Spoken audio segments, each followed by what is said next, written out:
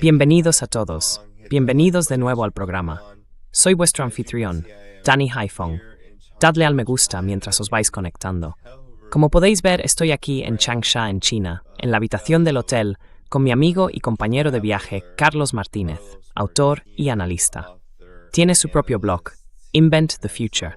Y hay muchas más cosas de las que hablaremos más adelante. Carlos, me alegra verte. Raiwei está en Kunto, Danny. Bueno, pues nada.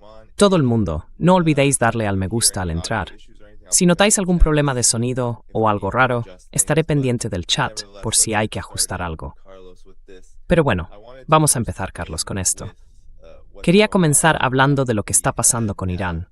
Ahora la Marina iraní dice que tuvo que interceptar, primero atacó y luego capturó, dos barcos que pertenecían a la compañía Mediterranean Shipping, el Francesca y el ni siquiera sé cómo se pronuncia.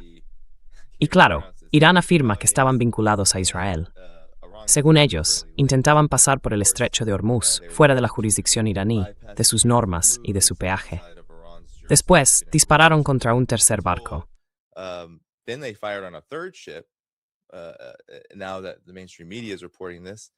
Ahora que los medios de comunicación tradicionales están informando sobre esto, y también sobre la situación en la que parece que el bloqueo se está desmoronando, 34 petroleros iraníes han conseguido saltarse el bloqueo y se dirigen a los mercados internacionales con petróleo iraní.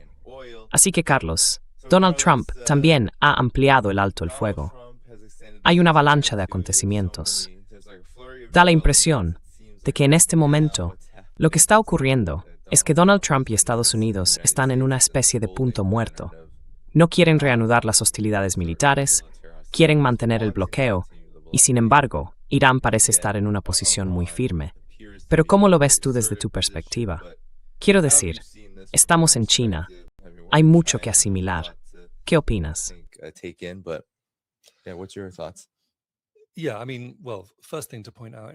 Sí, bueno, lo primero que hay que señalar en relación con este último acontecimiento y el ataque a esos dos buques en el estrecho de Hormuz es que Irán está actuando completamente dentro de sus derechos, tanto según el derecho internacional como según los términos del alto el fuego.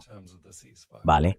Así que diría que Irán está jugando de una forma muy sofisticada y muy contenida. Es decir, simplemente están respondiendo.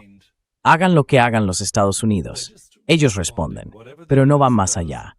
En este caso, son los Estados Unidos los que han violado los términos del alto el fuego al imponer ese supuesto bloqueo en el estrecho de Hormuz.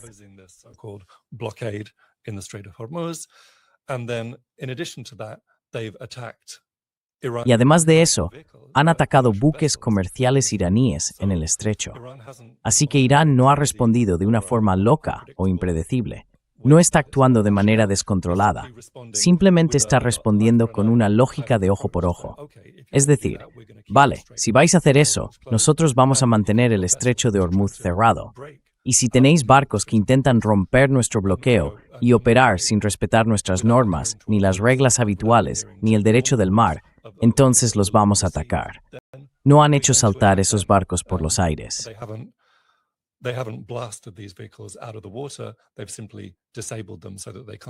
Simplemente los han desactivado para que no puedan hacer lo que estaban haciendo. Así que creo que los iraníes están lanzando un mensaje. No puedes, ya sabes, no puedes hacer simplemente lo que te dé la gana.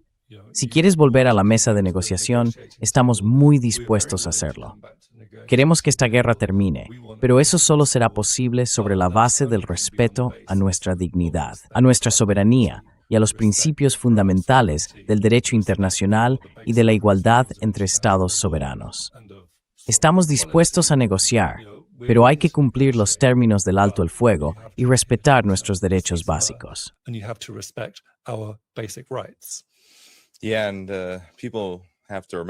Sí, y la gente tiene que recordar también que fueron los Estados Unidos quienes iniciaron este bloqueo. Dijeron que era una respuesta al bloqueo iraní del estrecho de Hormuz. Pero en realidad, Irán no estaba bloqueando el estrecho. Técnicamente, lo que decía era que iba a regular el tráfico marítimo según un nuevo conjunto de normas establecidas a raíz de la guerra. Y en cierto modo, Irán tenía motivos justificados para hacerlo, porque había colocado minas marinas y había reforzado sus propias aguas territoriales.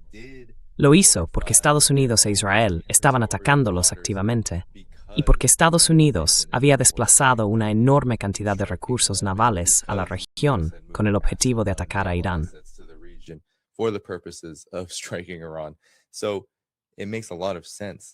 Así que tiene mucho sentido que Irán tome el control del estrecho de Hormuz por motivos de seguridad. Literalmente, tienen que escoltar los barcos que pasan por el estrecho, porque si no, esos barcos podrían explotar. Y eso es un problema serio.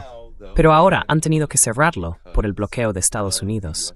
Los estadounidenses han estado abordando los barcos primero, y ahora Irán ha capturado 2 y ha atacado otro en respuesta a eso. Pero creo que lo que más sorprende a mucha gente, y quizá no logran entender por qué, y tal vez tú puedas dar tu opinión sobre esto, es que el alto el fuego ha terminado, ¿verdad? El alto el fuego inicial ya había expirado. Ahora Donald Trump está hablando de un alto el fuego indefinido al principio. Luego dice que de 3 a 5 días, esperando una propuesta iraní, y afirma que Irán está dividido.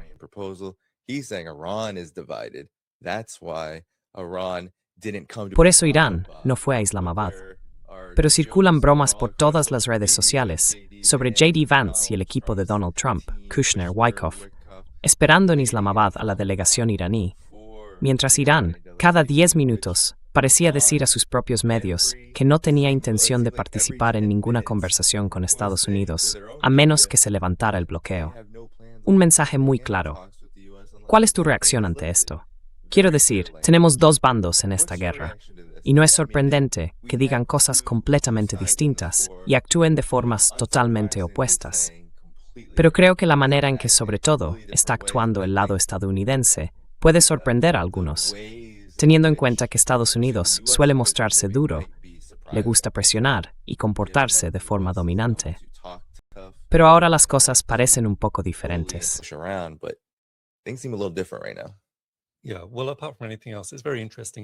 Sí, bueno, aparte de todo lo demás, es muy interesante, ¿verdad?, que el estrecho de Hormuz se haya convertido en el tema número 1. Es la principal base de negociación para Irán, y también es lo que más preocupa a Donald Trump, a la clase dirigente de Estados Unidos y, en general, a las clases dirigentes de Occidente. La República Islámica de Irán existe desde hace 47 años. Nunca ha habido ningún problema para navegar por el estrecho de Hormuz. La República Islámica de Irán ha respetado plenamente las normas de la ONU y la ley del mar. Así que el estrecho de Hormuz nunca había sido bloqueado. Nunca lo fue hasta el 28 de febrero de 2026, cuando Estados Unidos e Israel lanzaron esa guerra criminal contra él.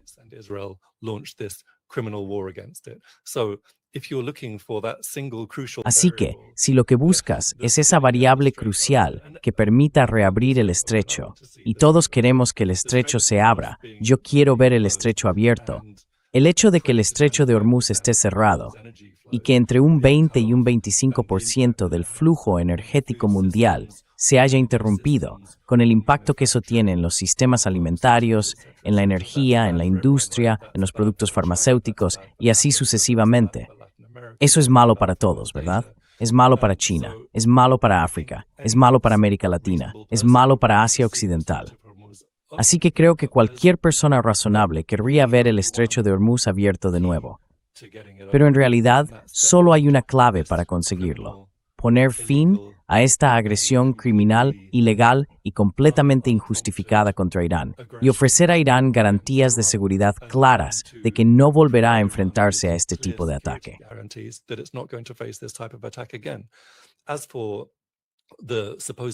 En cuanto a la supuesta división en Irán, creo que cualquiera puede verlo con sus propios ojos. La gente de Irán ha salido a las calles, no solo en Teherán, sino en todas las grandes ciudades del país, cada noche durante 50 noches, o el tiempo que haya pasado desde el 28 de febrero. Han mostrado una unidad total. El pueblo iraní está más unido que nunca. Así que no hay ningún problema de unidad ahí. Hubo un intento por parte de Israel, hubo un intento por parte de Estados Unidos de romper el régimen iraní. Pensaban que lograrían un cambio de régimen, primero con su intento de golpe en enero y después con el asesinato del mártir Sayyid Ali Khamenei. Eso fracasó por completo.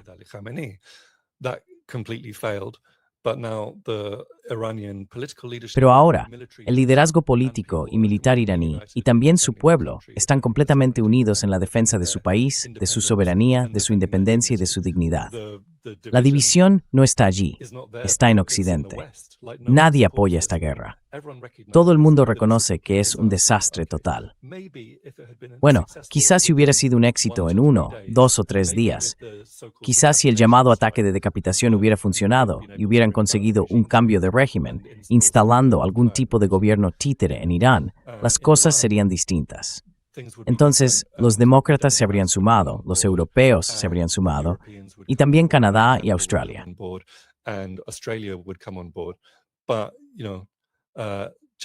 Pero ya sabes, igual que el éxito tiene muchos padres, el fracaso es huérfano, ¿verdad? Y esto pasa. Esta agresión es un fracaso total. Los iraníes han jugado una partida estratégica brillante. Han ganado, digamos, la primera ronda de la operación militar. Y si hay una segunda, también la ganarán. Están ganando en el terreno diplomático, en el económico, en el estratégico y en el táctico. Así que nadie quiere hacerse responsable de esto. Hay una desunión total. Y todo lo que Donald Trump y sus aliados intentan hacer es encontrar una salida que no haga que parezca el desastre que realmente es.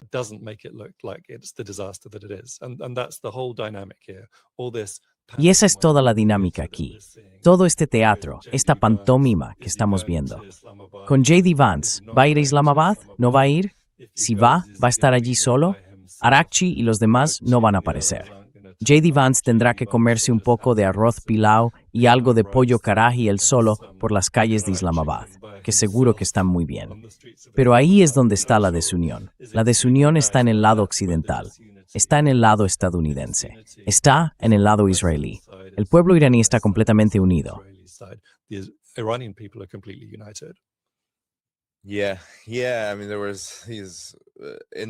Sí. Quiero decir, en los días previos a que terminara el alto el fuego, con todo ese debate sobre lo que iba a pasar en Islamabad, se suponía que Irán iba a enviar una delegación, según Estados Unidos. Pero Irán no lo hizo. Dijeron, no vamos a hablar hasta que se levante el bloqueo. Y lo que hizo Estados Unidos fue, sobre todo con J.D. Vance y esa gente, montar todo un teatro alrededor de las negociaciones. Había anuncios del tipo, sí, ya están de camino, van a Islamabad. Y luego, a medida que pasaba el tiempo, empezaron a salir informaciones en los medios, filtraciones que decían, no, el avión ha dado la vuelta.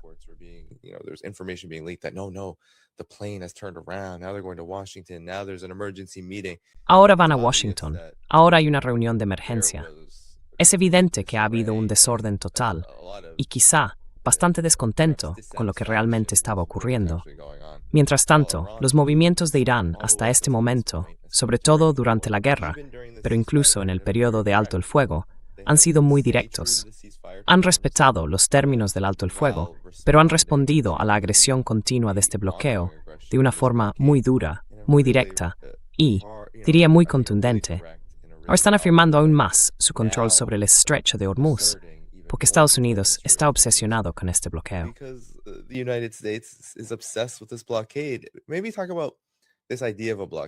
Quizá podríamos hablar de esta idea del bloqueo, porque según los informes, más de 30 buques han salido en menos de 24 horas hacia los mercados internacionales desde Irán, transportando su petróleo. Este ha sido un patrón del que se ha hablado durante todo este bloqueo. Algunos barcos han sido interceptados y obligados a dar la vuelta, mientras que muchos otros han conseguido pasar.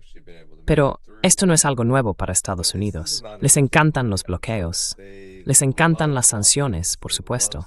Pero ahora la administración Trump está recurriendo a esto con mucha fuerza. ¿Por qué? ¿Por qué crees que la administración Trump está apostando tan fuerte por esto con Irán ahora? ¿Y por qué usar este método de guerra cuando, sobre todo en este momento, no parece muy eficaz?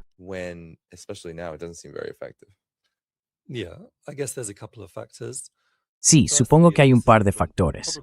Primero, y probablemente este sea el principal, es que para Trump da la sensación de que está haciendo algo, Ya sabes, es el Trump de siempre.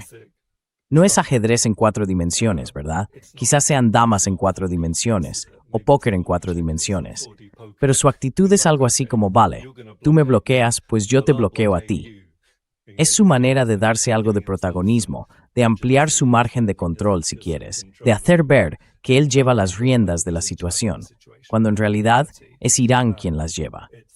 Está intentando que parezca que tiene las cartas en la mano, por usar una metáfora poco afortunada que él mismo empleó en su conversación con Volodymyr Zelensky, cuando en realidad está bastante claro que es Irán quien tiene las cartas.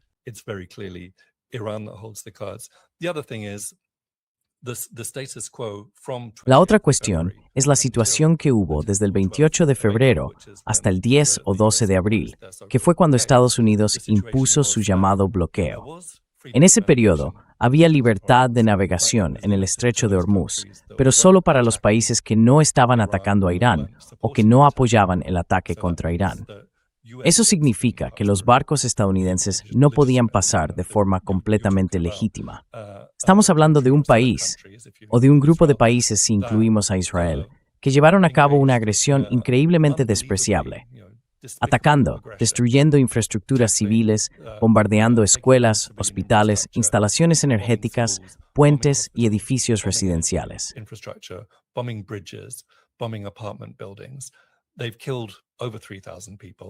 Han matado a más de 3.000 personas. La cifra real puede ser bastante más alta. Y 3.000 personas ya es un número considerable, ¿no? En un periodo de 40 días, estamos hablando de una cantidad que de hecho equivale al número de personas que murieron el 11 de septiembre, por ejemplo. Así que bueno, la gente en Estados Unidos puede preguntarse si considera que esa es una cifra significativa de muertes en un conflicto. Además, hubo 168 niños de escuela en Minab que fueron asesinados el primer o el segundo día de la guerra. Así que Irán está absolutamente en su derecho, tanto a nivel legal como moral y ético, de atacar los intereses de Estados Unidos e Israel de la manera que considere adecuada.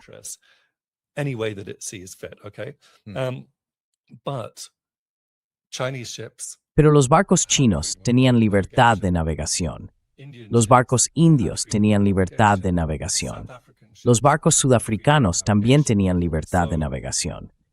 Así que, en la medida en que haya alguna lógica en este bloqueo por parte de Estados Unidos, lo que están diciendo es algo así como, bueno, si nosotros no tenemos libertad de navegación en esta región, entonces vamos a impedir que los chinos, los indios, los africanos y los latinoamericanos la tengan también. Pero eso no resuelve realmente el problema. No soluciona, ya sabes, el problema económico tan grave a nivel global que ha provocado la acción de Irán en el estrecho de Hormuz. El precio del petróleo ha subido por encima de los $100 por barril y ya empezamos a notar las consecuencias. Pero solo hemos visto la punta del iceberg. La situación va a empeorar mucho más. Inevitablemente, el estrecho podría reabrirse mañana.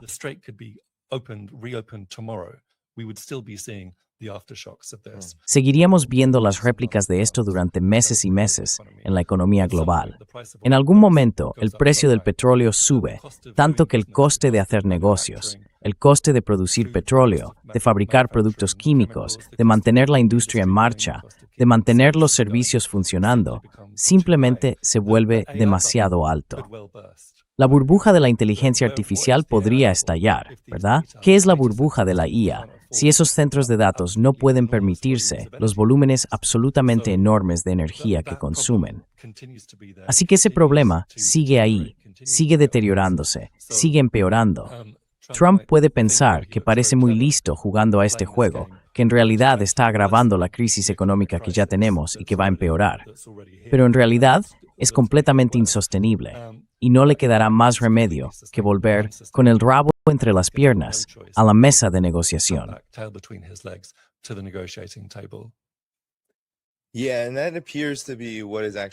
Sí, y eso parece ser lo que realmente está ocurriendo. Axios está informando, de hecho, que a pesar de que... Y bueno, es Axios, así que hay que tomarlo con cautela, porque a estas alturas funciona casi como un canal de inteligencia. Pero es desde ahí, desde donde hablan. Y cuando aciertan, aciertan. Y ahora mismo lo que dicen es que Estados Unidos Donald Trump, a pesar de haber cambiado ese alto el fuego de indefinido a un periodo de entre 3 y 5 días, dando a Irán ese tiempo para presentar una nueva propuesta de paz. E incluso diciendo que, bueno, las conversaciones podrían empezar al día siguiente o en unas 72 horas, entre 36 y 72, podríamos tener un acuerdo. A pesar de todo eso, y a pesar de la amenaza de que si no ocurre, Estados Unidos volverá a bombardear, lo que están diciendo es que en realidad Estados Unidos no quiere participar en una reanudación de las hostilidades militares.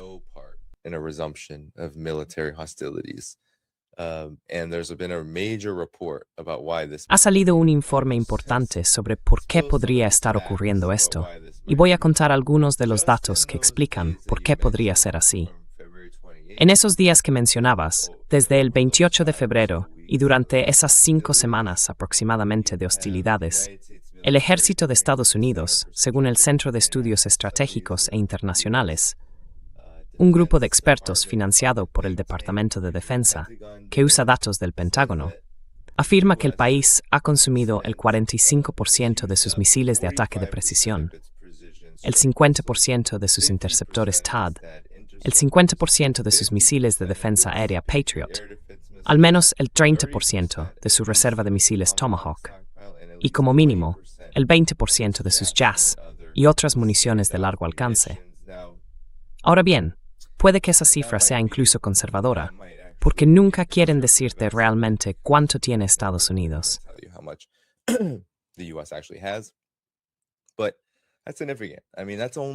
Pero eso es importante. Quiero decir, estamos hablando de solo 5 o 6 semanas de hostilidades activas con Irán. ¿Quién sabe cuánto duraría si Estados Unidos lo reanuda? Parece una apuesta bastante arriesgada, y da la impresión de que Estados Unidos no quiere asumirla ahora mismo. Y eso dice mucho sobre dónde estamos, creo, en el mundo, en la situación geopolítica, en la situación global, en la posición de Estados Unidos. Así que, ¿qué opinas de todo esto? Parece un cambio importante, y llevamos mucho tiempo hablando de ese cambio.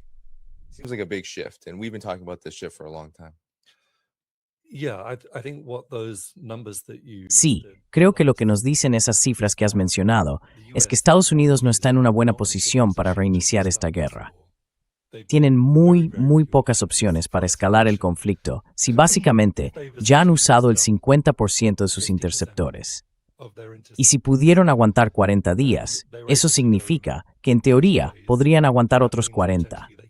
No hay ningún indicio de que Irán tuviera que detenerse después de otros 40 días. Irán, de hecho, ha estado aprovechando estas 2 últimas semanas para reforzar su infraestructura de defensa. Y los drones y misiles iraníes son muy baratos, muy rápidos y muy fáciles de producir.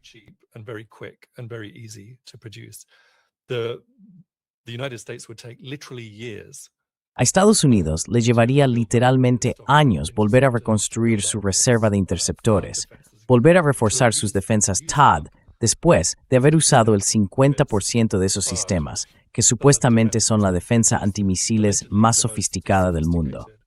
En realidad, se desarrollaron para la campaña de contención y cerco de China. Y los sistemas THAAD están almacenados en Corea del Sur, en Japón y en Guam. Está bastante claro que todo esto tiene que ver con las estrategias de la primera y la segunda cadena de islas y con preparar a Estados Unidos para una posible guerra abierta contra China en los próximos años.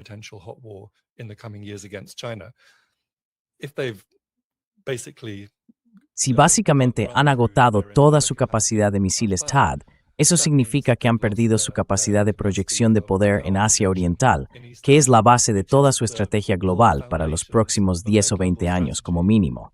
Así que es un revés muy importante. En teoría, podrían mantener la guerra durante unos 40 días más. Irán podría resistir mucho más tiempo que eso. Mientras tanto, Irán tiene opciones de escalada que todavía no ha utilizado. Hay muchos sistemas de armas que Irán aún no ha empleado. Y está la infraestructura energética que queda en el Golfo Pérsico, que Irán podría atacar con bastante facilidad y lo hará si sus propios sistemas energéticos vuelven a ser atacados, si sus campos de petróleo o de gas sufren nuevos ataques.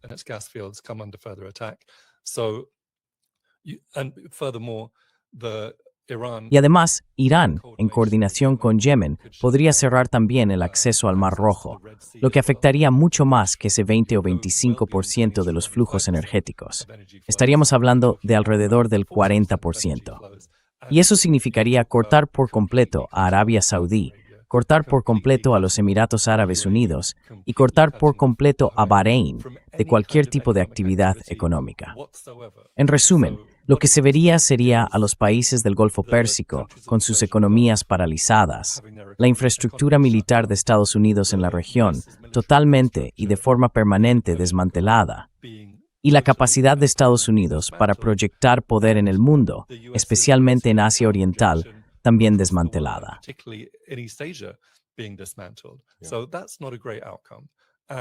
Así que ese no es un buen resultado.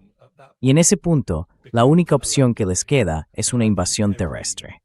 Y creo que cualquier persona mínimamente sensata, con un poco de cerebro, sabe perfectamente que eso sería un desastre absoluto. En una población de 93 millones de iraníes, tienes a 93 millones de personas dispuestas a defender su país con armas contra cualquier fuerza invasora. No hay absolutamente ninguna posibilidad de que eso salga bien para Estados Unidos. Sufrirían enormemente. Ya han tenido su mayor derrota desde Vietnam. Lo que sufrirían si intentaran una invasión terrestre contra Irán sería una derrota aún mayor que la de Vietnam.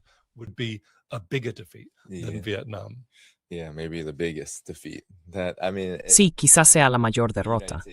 Quiero decir, Estados Unidos envió, qué sé yo, 5.000 aquí, 10.000 allá, hasta acumular unos 50.000. Ahora están enviando el portaaviones George W. Bush. Pero nada de eso puede llegar al nivel de enfrentarse a esas cifras, 93 millones. Estados Unidos simplemente no tiene esa capacidad y no está hecho para eso. Ya he hablado de esto, Carlos, en el programa. El ejército estadounidense está diseñado como un imperio que domina a los países que se supone que son más débiles que América. La idea es que vayan donde vayan, intervengan donde intervengan, o emprendan guerras de agresión donde sea. Siempre se da por hecho que esos países, esas personas, son demasiado débiles, que no tienen poder militar.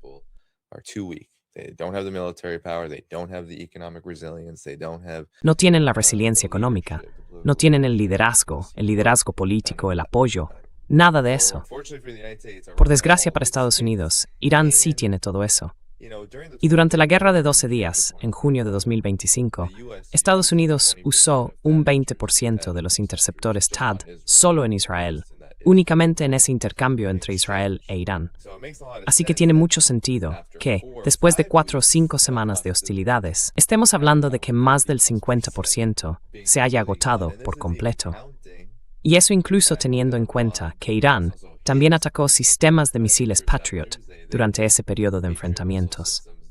Dejaron fuera de servicio prácticamente todos los malditos radares que había en lugares como Jordania, Kuwait y otros sitios.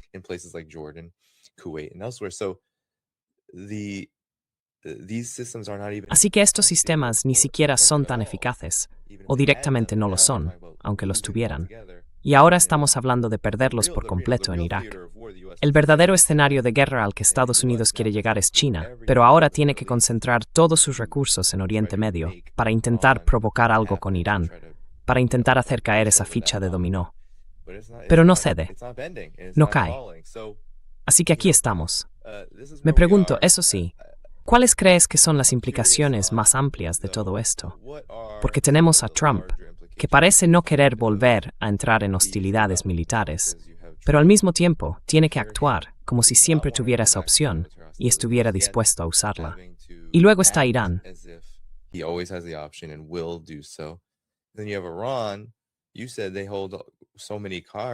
Dijiste que tienen muchas cartas en la mano.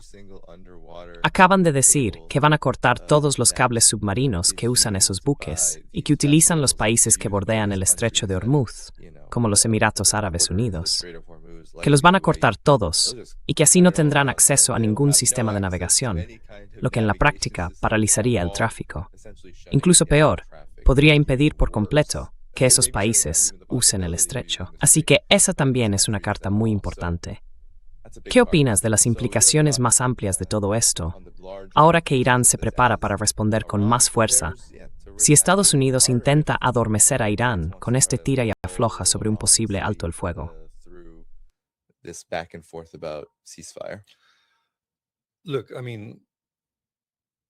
Mira, quiero decir, no hace falta que te diga que es una situación muy complicada y muy frágil. Creo que en el fondo, todo se reduce a que los iraníes no van a aceptar, ni pueden aceptar, nada que no sea la victoria. Y eso no significa que no quieran la paz. Por supuesto que quieren la paz. Por supuesto que quieren un alto el fuego duradero. Por supuesto que quieren un acuerdo. Por supuesto que quieren la oportunidad de poder reconstruir su país. Han sufrido un golpe económico enorme por todo esto. Se ha destruido muchísima infraestructura. Se han destruido bloques de viviendas. Se han destruido escuelas. Estoy seguro de que cientos de miles, si no más, quizá más de 1 millón de empleos se han visto afectados por esta situación.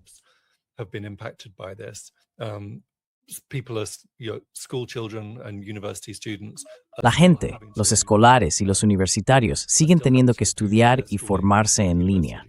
Así que hay una enorme alteración en el funcionamiento normal de la vida.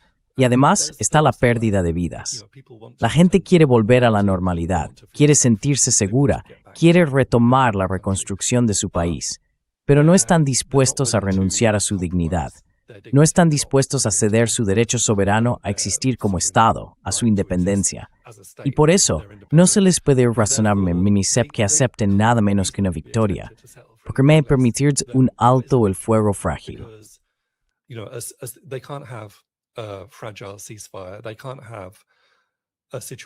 No pueden aceptar una situación en la que se negocie y se ponga fin al conflicto actual, pero que luego, pasados 6 u 8 meses, Estados Unidos vuelva a intervenir y también Israel.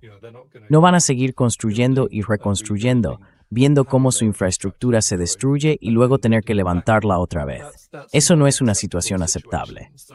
Así que, en cuanto a sus líneas rojas, creo que necesitan garantías de seguridad claras que aseguren que no pueden ni volverán a ser atacados de esta manera.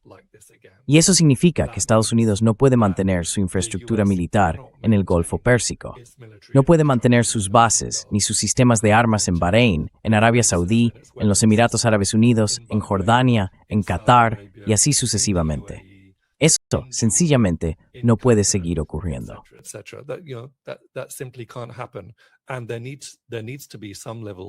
Y tiene que haber algún tipo de garantía internacional allí, ya sea a través de la ONU, de la Organización de Cooperación de Shanghái, o en colaboración con Rusia, con China o con quien sea. Tiene que existir una garantía de seguridad clara de que no van a ser atacados otra vez. Deben recibir reparaciones, eso es evidente. Y necesitan saber que pueden mantener el control del estrecho de Hormuz. También necesitan garantías en relación con el Líbano y necesitan garantías respecto al pueblo palestino. No creo que pueda haber un compromiso real en ninguno de esos puntos. Y los iraníes, como hemos dicho, tienen las cartas en la mano. Están en una posición que les permite dictar las condiciones de lo que sería un alto el fuego duradero.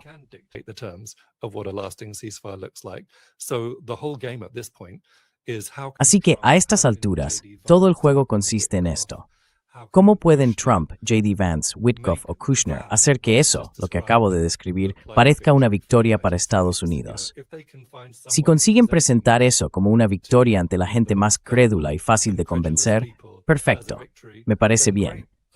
Si eso significa que la guerra termina, que Irán mantiene su independencia y puede centrarse en reconstruir con reparaciones y que hay un camino hacia la paz en Líbano, en Gaza y en Cisjordania, entonces sería fantástico. Pero eso depende realmente de Estados Unidos. Sinceramente, no creo que la posición iraní sea negociable.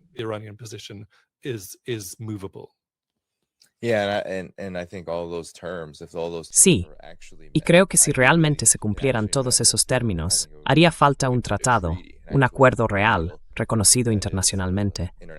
Creo que Irán podría aceptar no renunciar del todo a su capacidad de controlar el estrecho de Hormuz. Mantendría la infraestructura necesaria para poder reanudar sus operaciones si quisiera, pero creo que podría decir algo así como: vale, podemos abrir esto y ya no hace falta que sigamos escoltando lo que sea. Creo que eso podría pasar. Ahora bien, Irán también es muy consciente de que es muy probable que Estados Unidos no cumpla todos esos puntos, o quizá ninguno. Así que, manteniendo ese control firme sobre el estrecho de Hormuz, que son aguas territoriales, por mucho que algunos quieran decir que también son internacionales, en realidad da igual si se quiere debatir sobre eso o no.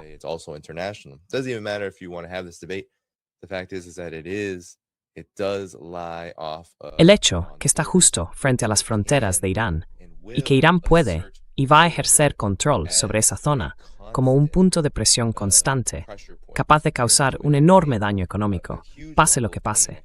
Así que Irán puede simplemente hacerlo y hacer que el coste de no cumplir con sus exigencias sea muy alto y lo mantenga muy alto durante mucho tiempo. Y creo que eso supone un cambio enorme en el statu quo, porque incluso si Irán quisiera volver a la situación anterior, a lo que había antes de la guerra, aunque se cumplieran todas sus demandas, no creo que Irán quisiera renunciar a esa capacidad. Esa capacidad de decir, de acuerdo, chas, volvemos a bloquear barcos, a escoltar barcos y a decidir quién puede pasar, porque Estados Unidos vuelve a comportarse de cierta manera. Para mí, eso indica que hay un nuevo orden de cosas en esta región y, por supuesto, también en el mundo.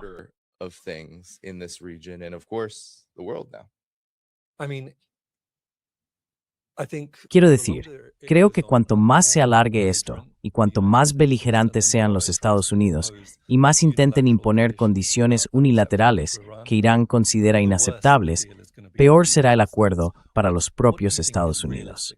¿Qué crees que hay realmente sobre la mesa ahora mismo?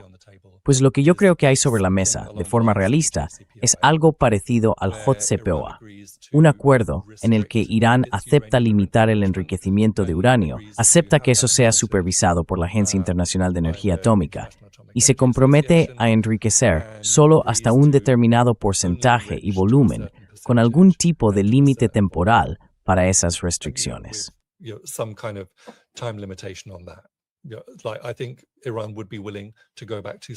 Creo que Irán estaría dispuesto a volver a algún tipo de acuerdo razonable de ese estilo, pero creo que las condiciones serían más favorables para Irán en cualquier acuerdo sobre energía nuclear. Además, tendrían que ir acompañadas de las garantías de seguridad de las que hemos estado hablando. Así que cualquier acuerdo posible ahora mismo ya sería peor para Estados Unidos que el JCPOA, del que Trump, por supuesto, se retiró en 2018 durante su primera presidencia. Cuanto más se alargue esto, más difíciles serán esas condiciones y menos dispuestos estarán los iraníes a ceder. Y como dijo Clausewitz, no se puede ganar en la mesa de negociación lo que no se ha ganado antes en el campo de batalla.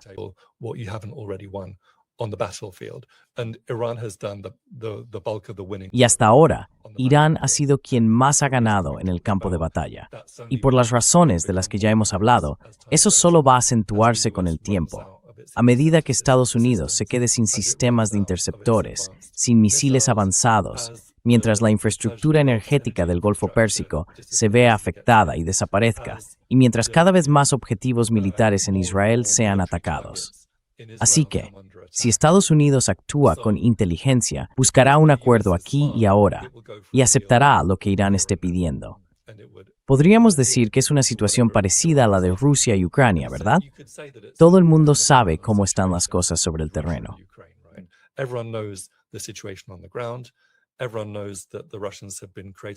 Todo el mundo sabe que los rusos llevan 4 años creando hechos sobre el terreno en Ucrania.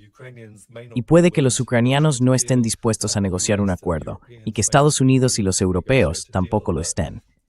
Pero cada día que pasa sin que negocien, las condiciones finales de cualquier acuerdo van a ser peores para ellos. Así que lo único que hacen es alargar lo inevitable. Y además, empeoran lo inevitable. Creo que eso mismo está ocurriendo ahora con Irán y el Golfo Pérsico. Así que cualquier persona inteligente o mínimamente sensata en Washington en este momento va a intentar alcanzar un acuerdo, básicamente en la línea del plan de 10 puntos que Irán propuso desde el principio.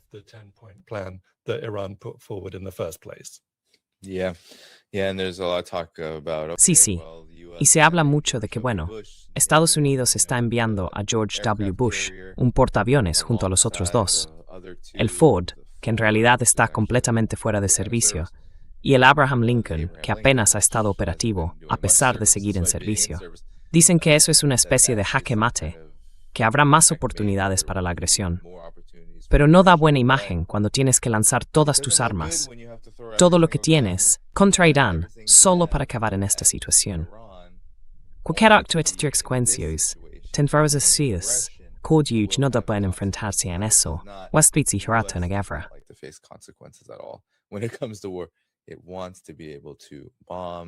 Quiere poder bombardear, destruir y derrocar sin consecuencias externas, o al menos con las menos posibles. Y por supuesto, no tiene ningún problema con que mueran estadounidenses, si eso ocurre. Les da igual. Es una clase dirigente. Pero las consecuencias económicas, las consecuencias militares, la pérdida de enormes cantidades de recursos, eso sí que no lo aceptan.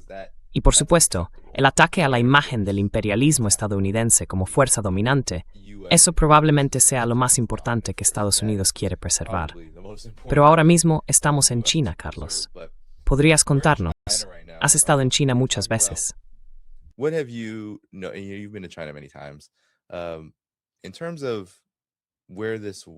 En cuanto a cómo encaja esta guerra en el panorama global más amplio, quizá puedas hablar de China, porque China ha sido objeto de ataques en este bloqueo.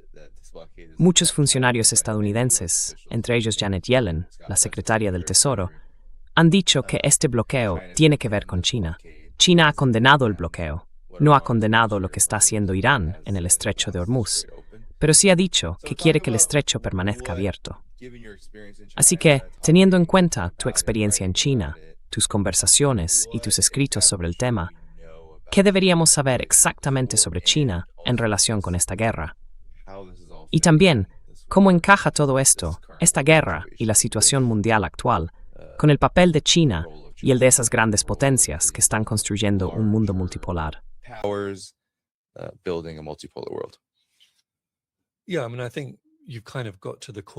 Sí, bueno, creo que has dado en el centro de lo que realmente trata esta guerra. En el sentido de que esta guerra que está librando el régimen de Trump, o mejor dicho, como la llaman los iraníes, la clase Epstein, no se libra solo contra Irán, ¿verdad? Si solo se tratara de eliminar a un gobierno que no les gusta, podrían haberlo intentado en cualquier momento de los últimos 47 años. En cualquier momento anterior habría sido mejor.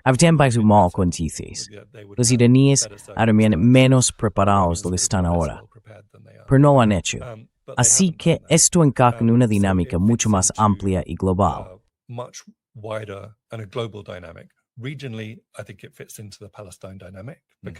A nivel regional, creo que esto encaja dentro de la dinámica de Palestina, porque no debemos olvidar, y como tú mismo has comentado en tu programa, y tus invitados también lo han dicho muchas veces, que Irán lleva 47 años siendo el principal Estado que apoya la independencia palestina, la soberanía palestina y la resistencia palestina.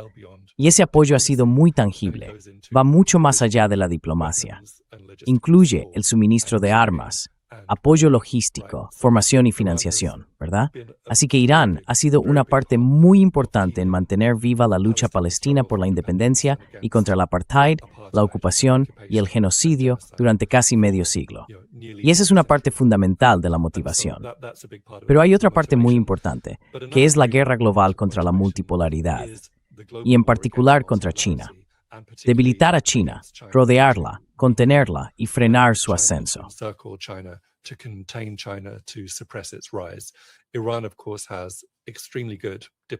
Irán, por supuesto, mantiene unas relaciones diplomáticas y económicas muy sólidas con China.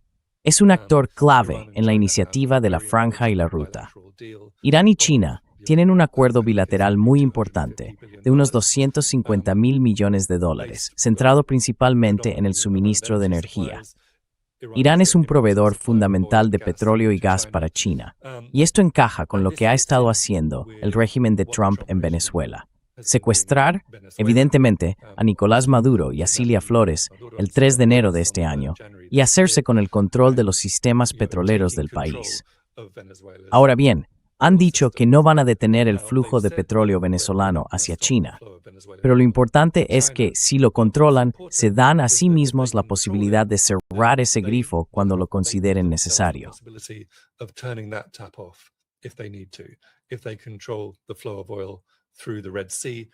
Si controlan el flujo de petróleo a través del Mar Rojo y del Estrecho de Hormuz, se dan a sí mismos la posibilidad de cerrar ese grifo. Así que lo que intentan es tomar el control de esos puntos de estrangulamiento de la energía mundial, lo que les permitiría imponer un bloqueo energético a China en caso de una guerra abierta contra China. Y en general, la gente que sigue los temas de inteligencia y de defensa espera que eso ocurra en los próximos años. Pasado un tiempo, ya no será viable. Los chinos también están avanzando en su proyecto de modernización militar. No va a ser posible enfrentarse a China militarmente. De hecho, personalmente creo que ya no lo es. Ese tren ya pasó.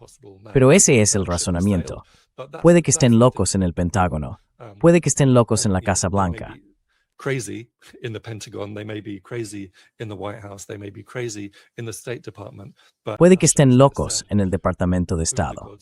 Pero como dijo Shakespeare, a quien los dioses quieren destruir, primero lo vuelven loco. Y básicamente, ese es el plan. Así que eliminar a Irán y sustituir al gobierno iraní, que es un gobierno profundamente soberano y profundamente antiimperialista, muy alineado con el proceso multipolar, miembro de los BRICS desde hace un par de años, miembro de la Organización de Cooperación de Shanghái también desde hace un par de años, con vínculos muy estrechos con Rusia, con China, con un apoyo histórico a Palestina y con lazos muy cercanos con Venezuela, con Cuba, con Nicaragua, con todos los estados resistentes que se puedan nombrar. Irán mantiene relaciones muy estrechas.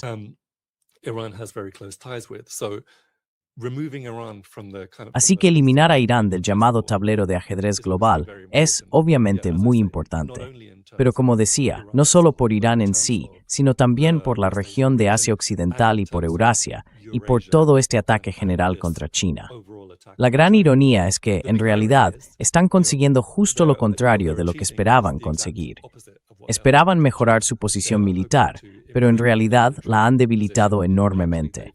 Y eso solo va a empeorar con el tiempo. Esperaban mejorar su posición económica, pero lo único que han hecho es empeorarla. Y diplomáticamente, bueno, por decirlo de alguna manera, Irán era básicamente, al menos para los liberales occidentales, bastante detestado hace apenas un par de meses.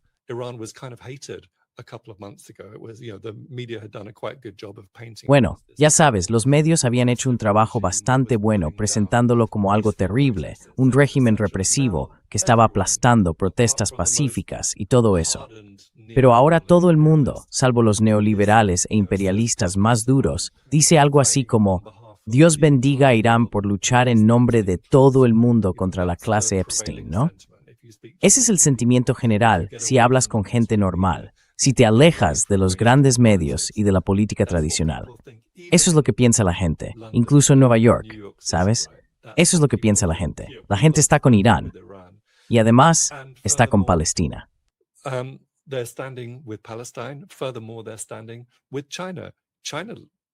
Además, están alineados con China. China está quedando muy bien en este momento. Está jugando un papel diplomático prudente, pero también muy calculado y sensato, en el que de hecho apoya a Irán. Defiende la soberanía de Irán.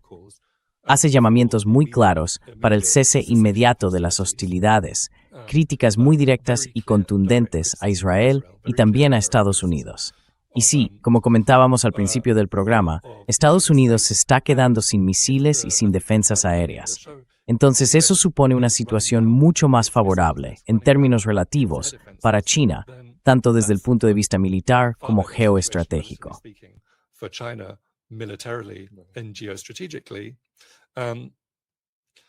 Sí, bueno, y está claro que China ha estado muy activa diplomáticamente. Ha presentado su propuesta de paz de 4 puntos. Ha estado trabajando muy de cerca con Pakistán para lograr un alto el fuego, para alcanzar algún tipo de solución negociada por la vía diplomática a todo esto. Así que, en cuanto a cómo el mundo percibe a China, y a esa especie de China diplomática o China política en su máxima expresión, eso es algo muy real ahora mismo. Mientras que, en el caso de Estados Unidos, la máscara ha caído por completo. Todo el mundo odia a Estados Unidos.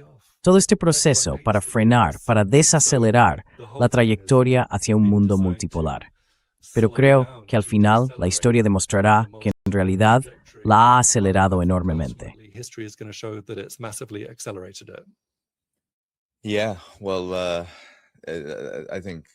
Sí, bueno, creo que todo lo que has dicho es totalmente cierto. Y aquí en China, la verdad, no he notado. Se ha hablado mucho del posible impacto de esta guerra en China y de si Estados Unidos está logrando debilitar a Irán y acercarse a él, o incluso si es capaz de montar una infraestructura para bloquear a Irán como parte de su estrategia para debilitar a China. Pero sinceramente, no percibo aquí ninguna preocupación por esta guerra, en absoluto. Claro, hemos estado en conversaciones, hemos asistido a eventos donde la gente habla de los problemas que plantea esta guerra, pero en ningún caso dicen que esto vaya a debilitarlos necesariamente. Más bien al contrario. Zhang Weiwei me dijo que lo tenía muy claro, que conoce bien los datos sobre el perfil energético de China. China's energy profile. No matter what happens in this war, it's likely not going to devastate China. Pase lo que pase en esta guerra, es muy probable que no llegue a devastar a China. Pero aún así, existe, creo yo, esa idea de que China está en una posición muy vulnerable. Sin embargo, lo que yo también he visto es que, por ejemplo, iba en un taxi y el conductor me preguntó si era estadounidense. Y luego me dijo, ¿por qué la administración Trump? ¿Por qué Trump provoca guerras? ¿Y por qué está haciendo esto con Irán ahora? Creo que hay un sentimiento bastante evidente, no solo en China, sino en todo el mundo, que sitúa a Estados Unidos en su papel de país belicista. Y las crisis que Estados Unidos parece estar generando a partir de esto no hacen más que reforzar su propio declive hacia un estado paria. Un país que en realidad está en una posición mucho más frágil de lo que muchos piensan. Creo que mucha gente asume que Estados Unidos está en una posición muy fuerte, con un gran ejército.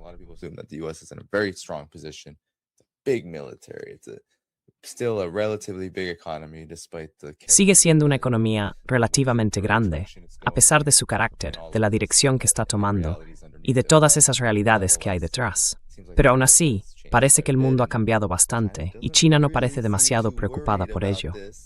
Además, creo que tienen muchas ventajas, porque saben qué tipo de apoyo pueden dar, qué tipo de apoyo quieren dar y lo eficaz que puede ser. Y en muchos casos ha funcionado. Ha funcionado. Ha habido mucho desarrollo, e Irán se ha beneficiado enormemente de poder considerar a China su principal amigo económico. Están reconstruyendo las cosas muy rápido. Casi están reconstruyendo después de esta guerra, o después de las hostilidades, de una forma muy parecida a la China. Han reconstruido ferrocarriles, han reparado infraestructuras dañadas en cuestión de días. Creo que el apoyo de China tiene mucho que ver con eso.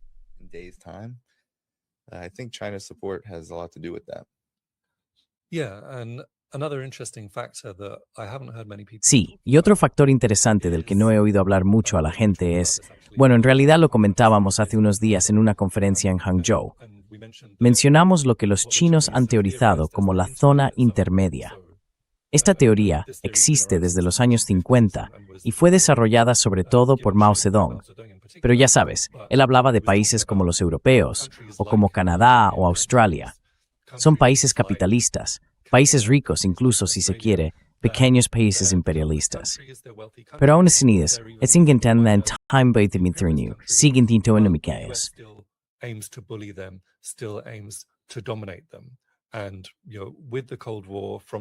Y bueno, con la Guerra Fría, desde 1945 en adelante, hasta sobre todo el colapso de la Unión Soviética en 1991, todos esos países quedaron en general bajo el paraguas militar, político, económico, diplomático y de seguridad de Estados Unidos, ¿verdad? Y aceptaron el liderazgo estadounidense, aceptaron la hegemonía estadounidense. Aceptaron un llamado orden internacional basado en reglas, ¿no? Que era más o menos un sistema imperialista dirigido por Estados Unidos, en el que países como Reino Unido, Francia, Alemania, Canadá o Australia podían recoger unas cuantas migajas de la mesa y obtener algunos beneficios aquí y allá. And obviously the material basis. Y obviamente, la base material de todo eso, en cierta medida, desapareció con el colapso de la Unión Soviética. Hemos visto algunos pequeños ejemplos, sobre todo en Europa, de intentos por afirmar cierta autonomía estratégica. Lo vimos en 2003, cuando Francia y Alemania se negaron a participar en la guerra de Irak. Pero creo que ahora eso se está volviendo mucho más evidente. El simple hecho de que ningún país esté alineándose con Estados Unidos e Israel en esta guerra con Irán lo demuestra. Incluso personajes totalmente serviles, como Starmer y Macron, los peores lacayos que han seguido absolutamente todo lo que hizo Trump con Irán, de repente se vieron capaces de plantarle cara, al menos en parte, y decir, no queremos vernos implicados en esto.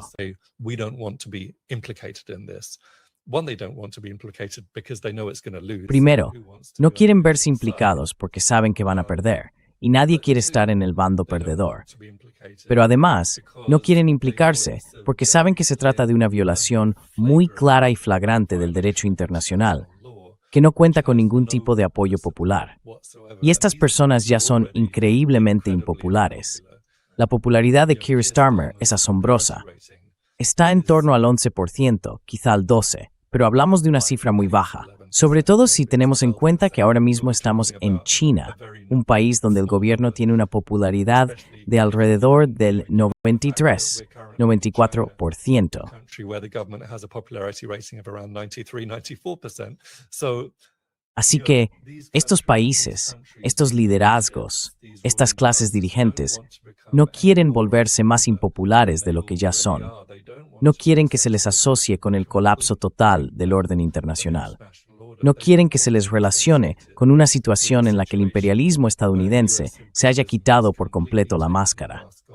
Y bueno, el imperialismo de Estados Unidos siempre ha ido a la guerra, pero al menos antes lo hacía en nombre de los derechos humanos, o de la lucha contra el comunismo, o en nombre de la democracia, o de la libertad de expresión, o algo por el estilo.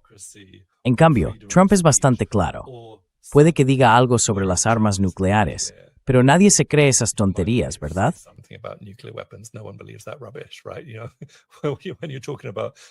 Sí, cuando hablamos de un país que ha tenido una fatwa, una orden religiosa, que prohíbe el desarrollo de armas nucleares, vigente desde hace más de 30 años, y luego es atacado, supuestamente por desarrollar armas nucleares, por dos potencias nucleares, nadie se cree esa tontería. Así que la máscara ha caído. La gente sabe de qué va realmente esta guerra. Va de energía, va de petróleo, va de gas, va de hegemonía, va de dominación. Y la gente de base se organizó.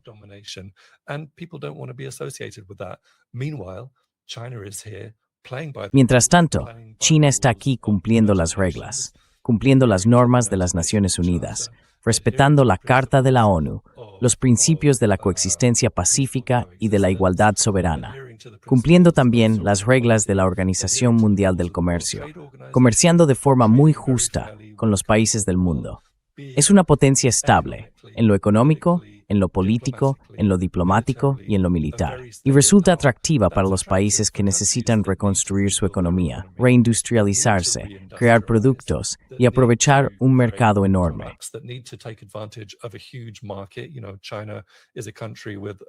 Sabes, China es un país con una población de ingresos medios de unos 500 millones de personas, que si todo va según lo previsto en los próximos 10 años, podría llegar a ser de 800 millones. Es una población enorme, dispuesta y preparada para consumir. Y claro, el Reino Unido podría beneficiarse de eso. Francia podría beneficiarse de eso. Canadá podría beneficiarse de eso. Así que si ves a Pedro Sánchez, el presidente del gobierno de España, viajando a Pekín por cuarta vez en 4 años, o si ves al primer ministro británico, Keir Starmer, yendo a Pekín, el primer ministro británico que visita China en 8 años.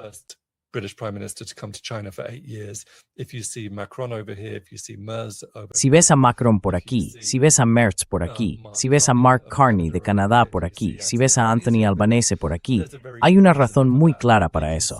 Ellos saben hacia dónde sopla el viento. Así que la zona intermedia se está desplazando, más o menos a su pesar, en la dirección de tener que aceptar la realidad de una trayectoria multipolar. Puede que no les guste, puede que no sea lo que habrían elegido, puede que no se sientan cómodos con ello, ni ideológica ni moralmente.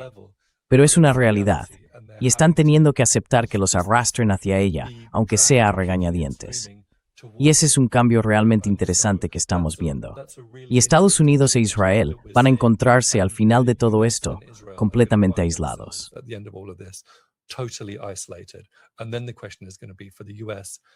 Y entonces la pregunta será para Estados Unidos, ¿puede hacerlo? ¿Hay alguien con suficiente sentido común, con suficiente imaginación, con suficiente visión y previsión, capaz de buscar una estrategia que adapte a Estados Unidos a una realidad multipolar? Una estrategia que intente llegar a un entendimiento con China, con Rusia, con África, con América Latina, con Asia Occidental. En esencia, si escuchas lo que dice Jeffrey Sachs sobre lo que debería hacer Estados Unidos a nivel estratégico, eso es exactamente lo que debería hacer. Pero, ¿hay alguien en el Partido Republicano o en el Partido Demócrata que sea capaz siquiera de dar el primer paso en esa dirección? Tengo mis dudas, pero en fin.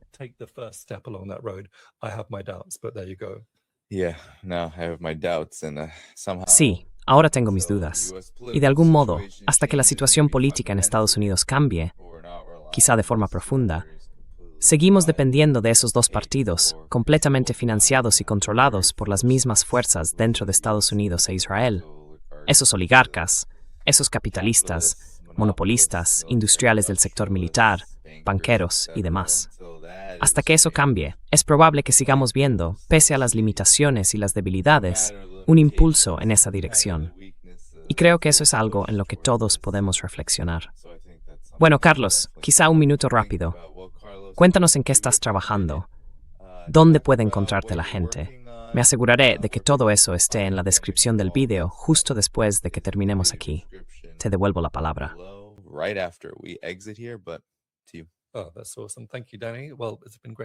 Genial. Gracias, Dani. Bueno, ha sido un placer charlar. La traducción al chino de mi libro, El Este sigue siendo rojo, el socialismo chino en el siglo XXI, se publicará dentro de 1 o 2 meses. Y más adelante, este mismo año, tendremos las traducciones al español y al portugués.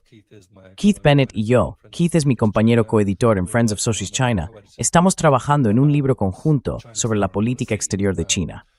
Tú has contribuido con un capítulo a ese libro. Andrew Murray, Ken Hammond, Radhika Desai, Jenny Clegg, Torkel Lawson, Mick Dunford y varias personas más también han aportado capítulos. Así que esperamos que salga dentro de 3 o 4 meses, con suerte. Seguimos trabajando en la web de Friends of Socialist China y hace poco lancé mi propio canal de YouTube, Invent the Future, donde intento coger el hábito de subir análisis, sobre todo de China, pero también de geopolítica en general. Así que sí, tengo varios frentes abiertos.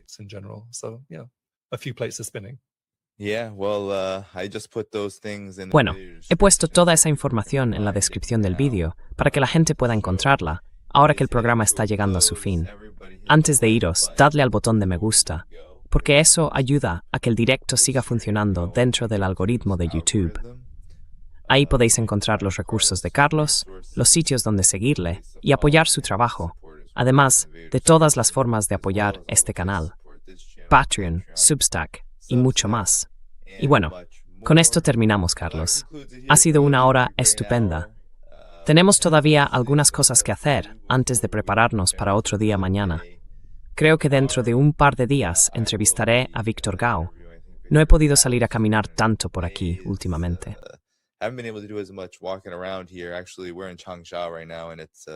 En realidad, estamos ahora mismo en Changsha.